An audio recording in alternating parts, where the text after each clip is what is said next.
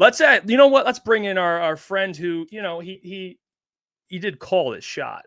This man Scott Bischoff. He actually had a reel that we posted weeks ago. This is like 2 weeks prior to the draft. And Scott goes, yeah, this dude's a lion. And then fast forward 2 weeks, he's drafted, and now the reel has like 40,000 more views. So Scott's just, the guys, you give him his flowers. He's a celebrity, lucky enough. He's being gracious enough to give us his time. This guy, one of the most intellectual human beings. He loves these intros, by the way, Jeff. When it comes to ball, right, Mr. Scott Bischoff. Scott, how we doing, brother? Keep going. Scott, it's just... You guys good?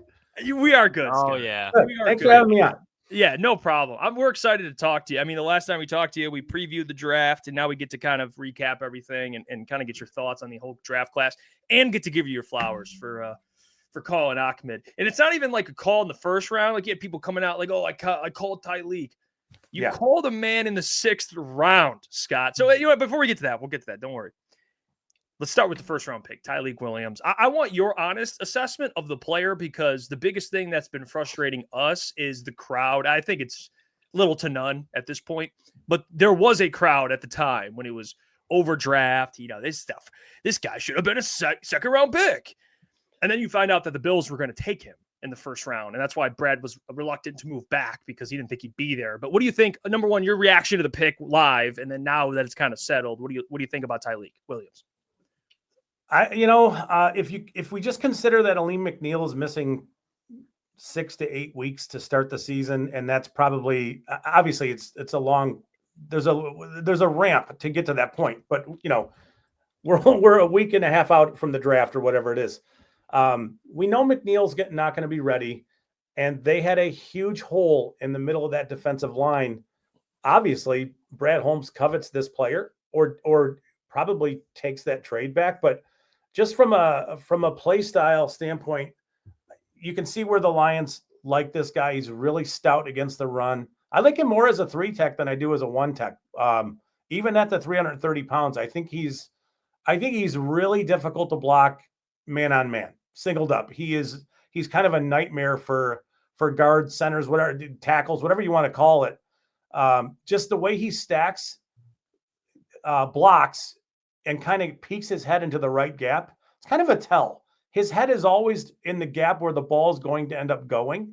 He's got great instincts. That's probably the one thing that I would imagine as the Lions were starting out the process, as they looked at this guy and saw, seems like he always knows where the ball is going. And I know they covet that kind of stuff.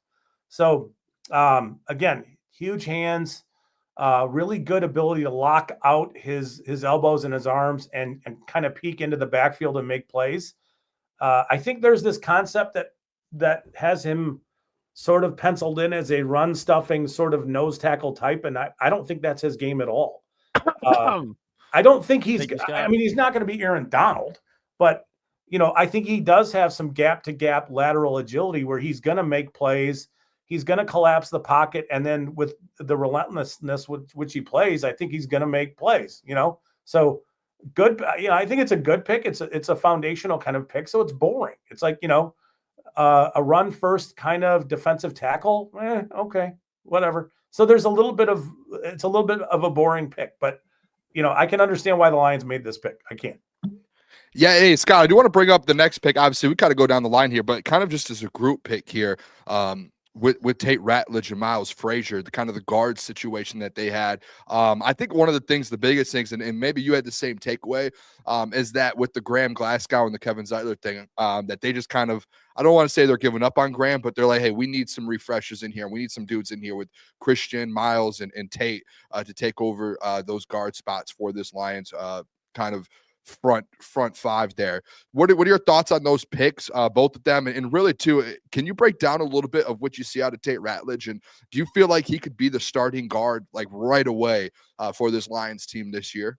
Yeah, I do. I think he's got enough athleticism to run to kind of handle himself pretty easily in their outside zone stuff they do. And having the power to play in their gap concepts, right? So that's a tough combination. Generally, if you're a really good zone guard, that means you have really good agility and really good athleticism, but it's tough to find those guys who are stout and are good in gap and power concepts too. Ratlage is. So I think he fits them a bit to a T as far as being able to play in their run concepts, right? So then it's just a matter of how does he handle himself in pass protection kind of stuff. He is over aggressive. I think we've talked about this. I think we have. It's all a blur, but he's very aggressive. There are times when he'll punch with both hands at the same time. And you can see how, if you miss with one of them, you're out of position a little bit with your upper body and you can get a little extended over your toes. There's another area where you can see his aggressiveness. And there are times when he doesn't pick up stunts and twists all that great because he's so focused on the guy who started the play in his gap. And there's an aggression level there where the Lions need to kind of rein him in just a touch and just to get his hands kind of figured out. But there are some guards and tackles in this class who don't punch at all. So, you appreciate the power with, in which he plays. And I think he can, there's no reason that he can't start out and play for them right away. Yeah. He's athletic enough to do it. He's powered up enough to do it. It's just getting him a little bit dialed in. Hank Fraley's a really good offensive line coach, right? So I think the expectation is that Ratlage can grow, and not that he need. It's not like he's raw. There's a little bit where you'd want him a little more refined. Miles Frazier to me is. I think this is a guy who probably will get a lot of snaps at center in camp. I think there's some unknown at this point with what's happening with Glasgow. And it's much better for the Lions if Glasgow is either a backup or I don't know totally what's happening there. But as an older player, injuries kind of pile up. And once they come, man, we saw what happened at the end of the year and how much he struggled. Yeah. And I think it's really smart for the Lions to bring in playmaking and, some guys who have played for a while in college and just to, plug and play kind of players. But I think with Frazier, I do think that we're looking more at a player who probably will back up Frank Ragnow and be capable of playing guard for them. But, with the 2 picks, I'm not, I guess I got a little, on day 2, I was a little nitpicking a touch. Like, I'd have liked him 10 spots later. Well, who gives a shit, right? Like, yeah. Nobody cares. The Lions liked him enough to move up a few spots to get him. And it makes sense. They need some talent on the offensive line. We know what Goff is. We know that the offensive line is going to take this offense wherever it's going to go. But I think Frazier, I'm surprised he lasted as long as he did. I felt about him the way I felt about Mahogany when he was drafted 2 years ago. It's like there's some excitement about this player who's going to give them a really high floor. And yeah, he might not be, a Pro Bowl kind of interior offensive lineman, but he's played enough and he's really solid in pass pro. There's a lot to work with there. So I really like those 2 picks on the interior of that offensive line. Can I throw you on the spot here? Week 1, whoever they play. Week 1, who is the starting offensive line? Who do you think the 5 are? Well, for sure we hope it's Decker, Ragnow, and Sewell. Right. My guess is Mahogany is your Mahogany might be your left guard and Ratlage could be your right guard. I think that might be how that shakes out. But it's a good question. There's no good answer for it. I don't know. I think that's what it'll look like. Yep. Love that.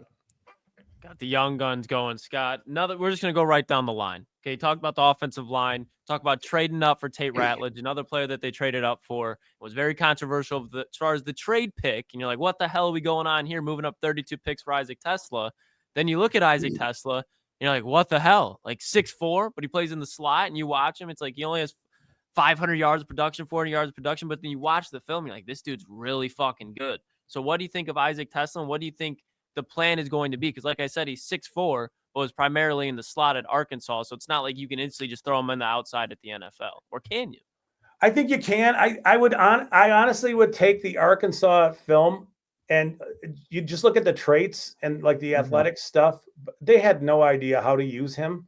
And I think it was just easiest for them to play him out of the slot, instead of having a functional, like a really good offense. They did a lot of weird stuff, right? So I think that with him, it's more about traits. So at 6'4", 215 range, running in the low to mid 4.4s. He has huge hands. I know that they gave up two future thirds and pick 102 to move up 32 spots in this draft. So I think it matters that context is you moved up a full round.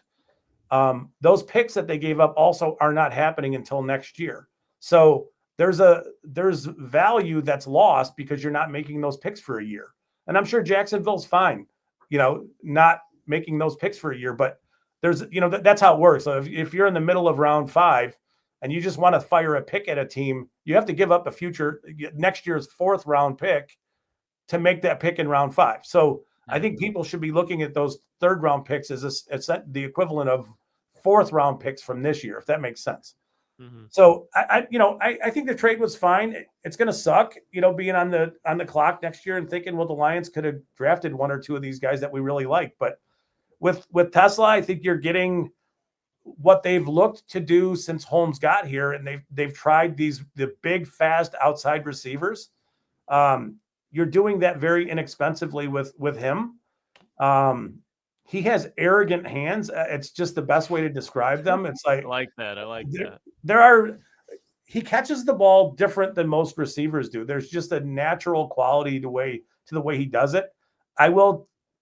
This isn't hot takey or any of that kind of stuff, but I do think that there's going to be highlight clips of catches he makes, because some of them are they're absurd. They just are. And then he does some things already naturally where I totally understand what Brad Holmes is saying when he says he was his favorite player, his favorite receiver in the draft. I think a side note to that is that we should really be paying attention to Brad Holmes when he talks about receivers like this. This is a guy who was instrumental in getting Cooper Kupp to the Rams and also found a gem in Amon-Ra St. Brown pretty late in year 1, right? So I think when he talks about a receiver like this, we should really perk up and pay attention. Tesla is a player who can manipulate his body. He can contort his body. When the ball's in the air, there are lots of bad throws at Arkansas where he makes catches and they're just kind of silly looking. I think he's a good route runner right now. I think he does need to improve as a route runner, just the nuances and the subtleties of it. But the big thing going forward is I would expect defenses to jam him a little bit, press him. And how does he do? How does he fare there getting off of press coverage? But most receivers coming into the NFL need to work on that kind of stuff to begin with. Right. Dominant player at the catch point. He must have incredible vision because his ability to track the ball is pretty awesome. And then to adjust, you know what I mean? It's like he's a fun watch. If we're just looking at college production, yeah, you wouldn't consider him. You wouldn't think much. But again, I don't know that Arkansas really knew what they had or how to deploy him. So I'm kind of excited to see what he's going to give them. What do you think in terms of, because the big thing that people say, at least I've seen with Isaac Tesla, is people like to throw around the word like Cooper Kupp or Puka Nacua. What do you when you see a player like that, what in your mind, what do you think his ceiling can be? It's hard to judge, but with those physical traits, people look at him as like, oh, he'll be a Tim Patrick replacement. But to me, that seems like, could he be much more than that potentially? He's a Tim Patrick replacement, but he's a very juiced up version of that. So I think to me, Patrick is a possession, move the chains type receiver. I think Tesla will be a little bit like that, but a lot of like run after catch ability. But then when you're looking in the red zone, his ability to jump and high point the ball and to kind of box out defenders it's instinctive, and he's really good at it already. I think that's where you're going to see him win, which is, with the ball in the air. Now, the thing that he's got to do is he's got to get with Jared Goff, and they got to get on the same page, because Goff has kind of proven over time that if he doesn't trust the receiver to be where he's supposed to be, he's really not going to give him a chance, right? So, but I mean, the upside is absolutely there. I think the run after catch stuff, the athleticism. I mean, he's a seriously juiced up version of what the Lions have asked Tim Patrick or Josh Reynolds or some of the others to do. He's kind of a very juiced up version of that. And do you, Scott, this might be a kind of and I don't know how many times you get this question after a draft, but for someone like you, you've seen a lot of these players, not that just went to the Lions, but all around the NFL that get drafted. When you look at the board, let's say the first 3 rounds, was there any players on the board when you're sitting there when the Lions are up to pick that you're like, after the fact, you're like, oh, I can't believe they just passed up on him? Were there a few players like that the first few rounds that you kind of look back in hindsight and you're like, I wish Dan or Brad would have drafted him instead? With all the respect to the players that they did draft, but you know what I'm saying? Yeah, for sure. I mean, I really wanted Ezraku to be a Lion. Right. He went to, he went in round 2. I would have loved it if he was a Lion, but I understand what the Lions did, it's, I mean, I think that happens every draft where I might appreciate a player for some of the things they do. But, I mean, this is where we all have to kind of tip our hat to Brad Holmes and understand that there's a plan, and he hits more than he misses. And, there are players that I still would have preferred, maybe over some of the players they took, but I understand what they did. Right. So in totality, if we're talking about this draft and if I knew coming out of this draft, the Lions were going to get 2 potential starters and some help at other positions, I would have thought that's pretty good for picking at 28. There have been draft classes in the past where you haven't found that through an entire draft. Right. And those have come with teams that weren't very good at all. So the idea that you walked out of this draft with Tyreek Williams and Tate Ratlage and Miles Frazier, and one of those guys I think starts pretty soon, if not right away, it's soon. And then Tesla, the receiver. We're going to get to the other ones. I think that they've got help in a bunch of places, and an injection of competition and playmaking in other places. I think they did a really good job in this draft. And whether or not I would have preferred Ezraku or others, it doesn't matter. You know what I mean? It's like, I mean, it's a good question. It's just, going with what they picked. I like what they did. And Scott, I've brought up this pick a lot at post draft, and you're talking about the Lions getting their guy. Chicago Bears did the same, taking Colson Lovelin 10th overall. Oh, what are your thoughts on that pick? And then 2, the noise around Colson Lovelin is he's a mismatch. Nobody can match up with him. How do you think the Detroit Lions will go to plan to match up with a player like Colson Lovelin? I did not like it when the Bears took him as a Lions fan. I'll just say that. I didn't love it. I fully expected them to take a tight end, though, because Ben Johnson knows what Laporta did for that offense when he got here in year 1. I think Loveland is a bit of an upgraded version of what Laporta does do. He's a good enough blocker. All that stuff's cool. As a route runner, though, he's a tough player to match up with because he's big and he's a really advanced route runner.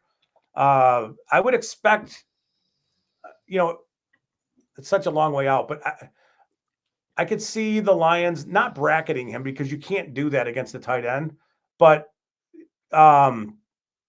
maybe a guy like Brian Branch kind of follows him around a little bit.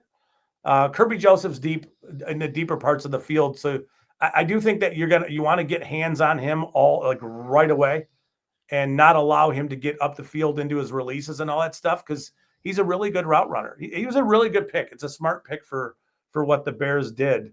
Again, I don't like it as a Lions fan. He was tight end 1 for me in this class. I think Penn State did a lot of stuff to manufacture touches for Tyler Warren. And Warren's he's fun to watch when the ball's in his hands. It's a lot of fun. But as far as just a pure route runner, the tight end route runner in this class was Loveland, and I think he's going to be a problem going forward. And Scott, the big thing, and you were way ahead of it, but can you dive into your mindset, kind of looking back with Ahmed and what you thought of the player? and just kind of restate that. And then when you see the Lions take him in the 6th round and they finally address edge and everyone's kumbaya and excited and fired up about him, can you just go through kind of what you think he can bring to the Lions and why you love the player so much? So it's just the story that starts the whole process, right? And understanding that he only played for 5 years and he's not, he's scholarship player at Boise State, and the off the field, the character, all of that is just, it's such an incredible story. And it wouldn't surprise me if there's a movie made about him one day. I mean, even at this point, it's just incredible what he's done. And congrats to his family and all that. It's remarkable. When you watched him at the combine, there was one little thing he did with Chuck Smith. He's the Ravens pass, like their pass rush coach. And he was pounding his chest. And it's like, yeah, I could see the Lions looking at this guy thinking, all right, he's in shorts and a t-shirt working out at the combine, and he's fired up to do it.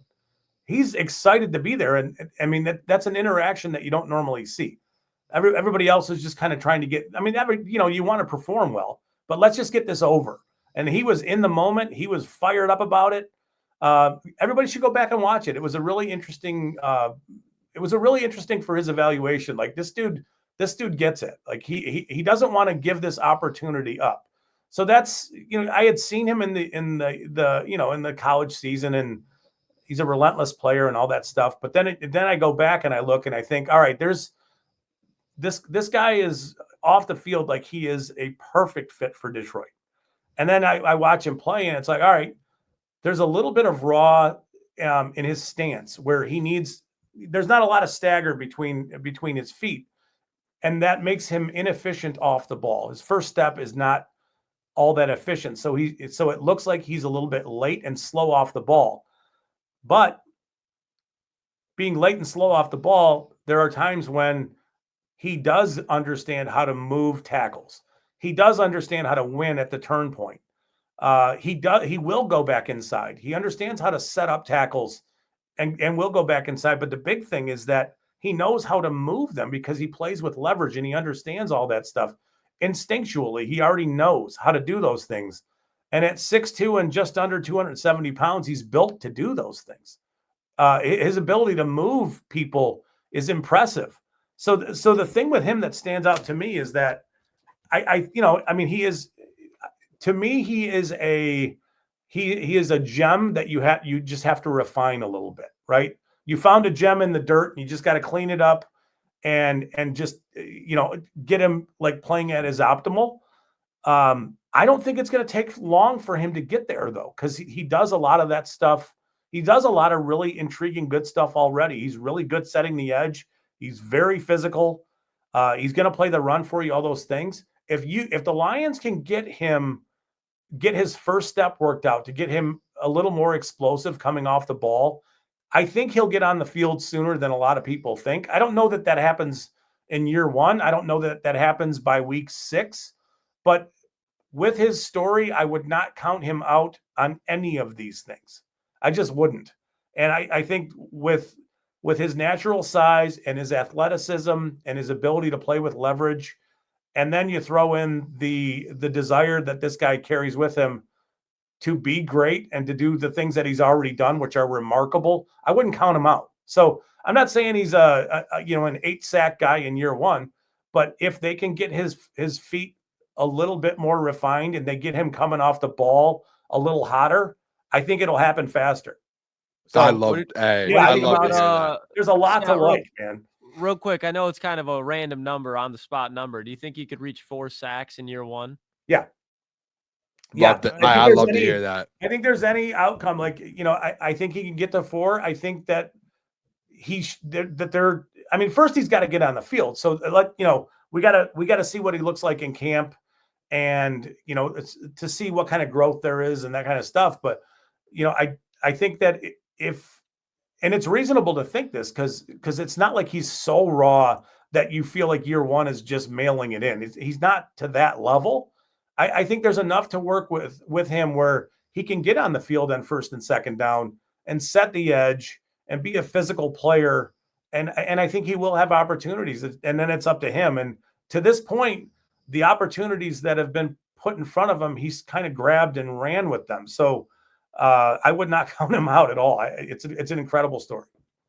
Who do you have as well, Scott? Who do you think won the draft? Like, what team do you think went out there just out of all of them? You know, we had talked about this last week on our show, and we actually had a handful of teams where we were kind of in between, like the Patriots, felt like the Giants. I think it was another team that the Panthers we felt like had a good draft. I can't remember if I missed any teams, but who did you have at the top of your list in the draft last week? I thought the Titans had a good draft. And with you guys, I think the Patriots had a good draft. The Raiders had a really good draft, which is something that hasn't been uttered. Those words have been uttered for a long time. Yeah, and I think the Jets did some good stuff too. Those four to me stood out as teams that did some good things. Just real quick, I have a follow-up question after this, but who do you think had the worst draft? Great follow-up. Probably the Bengals, to be honest. Really? Oh. Yeah. They took 2 off-ball linebackers, one in round 2 and one in round 4. They got Shamar Stewart at 17. So, as a player, obviously I really liked in the process, and then they took Taj Brooks from Texas Tech in round 6, but everything they did in between there, confusing. Yeah. I think in you look at this draft too for the Lions, draft a lot of Bulldogs, a lot of Georgia guys. Yeah. Go on, Klotz. No, I'm messing with you, Jeff. Keep going. I was gonna say Dan Jackson. Klotzy's been this guy did a whole breakdown on Dan Jackson. Can you dive into what kind of player you think he could be? I know special teamer, obviously, but anything, what do they got in Dan Jackson, Scott? He has really good instincts. He's very good coming forward. You can see him get out of his pedal or break from like a standing position because he understands where the ball is going, maybe a touch faster than everybody else. The only knock where I would say that it stands out on film with him is he does have really short arms, and it causes him to miss tackles. And I don't know how you fix that. Like, I'm sure that there are things that they can do. But I think you're going to have to live with some tackle issues with him, but everything else is solid. And for a 7th round pick, it's surprising that he fell this far. He's good size, 6'1", and I want to say in the 190, mid 190 range. He ran 4.45, fast, athletic, all that stuff, really good instincts. I think there's a natural assumption just to assume that he's a special teams player only, but as a 3rd rotation safety, kind of down the road player doing some of the things that like Melifonwu did last year, I could see that. It's not out of the realm for him to play to that kind of a role. What about the another player I really like, Dominic Love, the receiver out of Georgia? He's smaller, quick, twitchy. They see him as more probably a Khalif Raymond type of player. And I know these are 7th round picks, so you take him with a flyer. But with his size, small, I'm surprised. He had decent production. He led Georgia in receiving yards. Yeah. Do you think that's someone that will just kind of be a special team player, or do you think eventually maybe he does have a little upside to maybe play that Khalif Raymond role if all things obviously go well? I think that's the natural replacement for Khalif when Khalif is done, is Lovett to just step in and replace whatever you're getting from Khalif. I think the same thing, you can say the same thing about Tesla and Patrick is right. When Patrick is done, it's time for him to move on. They have a natural replacement, an upgraded kind of more, explosive version of that. Where Lovett to me is the same thing as Khalif, where you're going to have to manufacture touches for him. I think he's a slot receiver only. I'm not sure that you'd really want to expose him to being outside and more physicality, but you can't have enough fast, weapons on offense and special teams and all that stuff. It is round 7. It's a flyer. We'll see what he looks like in camp, but he played a lot of big games against really good competition and he was productive. I think he's just a little bit limited from a size standpoint, but he ran 4.4. So I think that whenever it's time for Khalif to move on, they have a natural replacement for him. And it's good to have known things, at any point when you're team building. And I think that's a lot of what the Lions did. Yep. Well, good stuff, Scott. Appreciate you as always. Great stuff. I mean, the Ahmed call is just incredible. I mean, you know what? Just enjoy the off season now. All right, you called Ahmed. I mean, Scott, you could just hang it up. You know what I mean? You could just I've hang been it up. thinking about it. Yeah. I mean, that's just incredible. You can follow Scott on X at Bischoff_Scott, Detroit Lions NFL Draft Analyst at DetroitLionsPodcast.com. Scott, we'll talk to you soon, my friend. Thanks, guys. You guys have a good night. There you Appreciate go. it, Scott. Scott Bischoff joining the fellas. And he's just, I mean, the Ahmed call was incredible. That reel thing's at like 50,000 right now. Hey, what's going on there? It's Jeff Iafrate. Appreciate you for finishing the video. You can check out one of the videos here suggested or show support by commenting, liking, and subscribing. And buy your merchandise, FisherCTSports.com.